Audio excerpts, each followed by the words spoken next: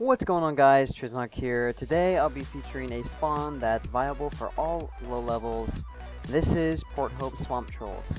This spawn is very easy to get here. Basically, you're going to be going east from the depot, and then once you get down this hole here, you'll be traveling north, bypass all the rats and bugs and spiders. You can kill them if you want, and once you go down that hole, you'll officially be in the spawn. The route I take here is pretty simple. Basically, I just run all the rooms and kill all the monsters inside. Very easy. If you'd like to see the way I do it, feel free to watch the video in its entirety. The kinds of monsters you'll be facing down here are swamp trolls, obviously, skeletons, bugs, and spiders, and actually on the very last floor there is a bone lord, so be careful. The reason why this spawn is so great is because it's literally inside the town, meaning the restocks are super fast. Also, there's so much kiting room in this spawn, so paladins and mages should never really have a problem killing the monsters. These monsters also drop spears for the paladins, so they never have a reason to leave, and they also drop fish, which is the constant food source, so you never have to bring your own food down here. Another reason why swamp trolls are so good is because of their ability to drop a medicine pouch. You can use a medicine pouch to obtain a slug drug, which can be used to obtain the slug mount, putting them in high demand. These medicine pouches can be sold anywhere from 500 to 3000 GP. I usually sell mine at 1000 GP with a 100% success rate.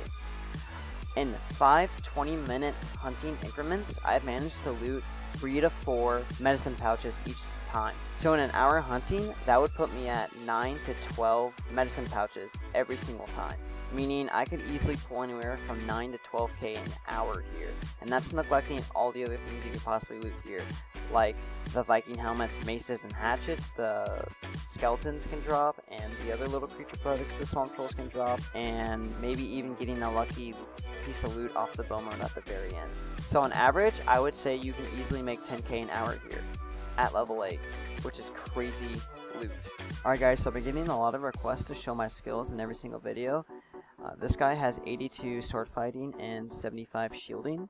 A good rule of thumb would be to try and make sure your primary fighting ability is at least 80, obviously excluding magic level, before you start playing the character.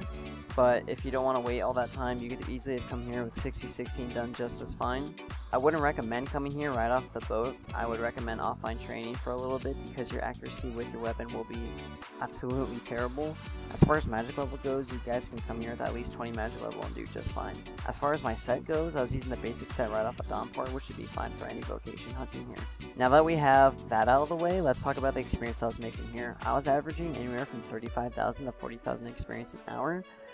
But the only problem with talking about experience in low levels like this is because of that boost that that deteriorates by the time you reach level 50. So I'm going to say that this spawn you can make an average of 30,000 experience an hour at level 8, which you can with decent skills. As far as supplies go, basically just brings a rope so you can rope yourself up and some potions.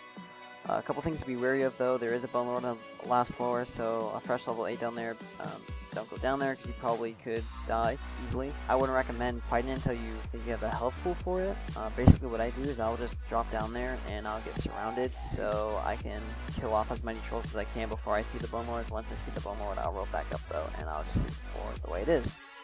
Another thing to be wary of, this is probably going to be botted a lot just because the medicine pouches do sell for quite some money.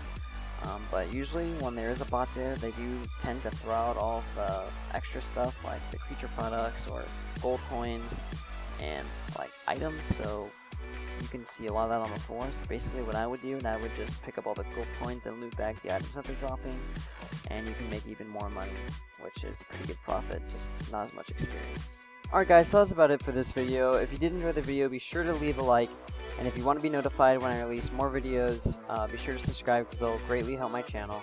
Thank you guys for all the feedback I've been getting on my videos recently. I really appreciate it.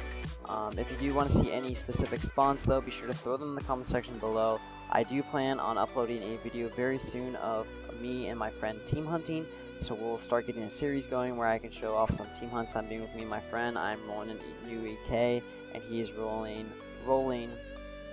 a druid, and we're going to be hunting some spots. So if you guys do want to see some low level team hunting spots or know where you and your friend can hunt specifically or whatever, be sure to tune into the channel, subscribe so you can be notified when I release that video. Alright guys, thanks so much for all the support I've been getting recently, and I hope to see you guys in my next one. Peace.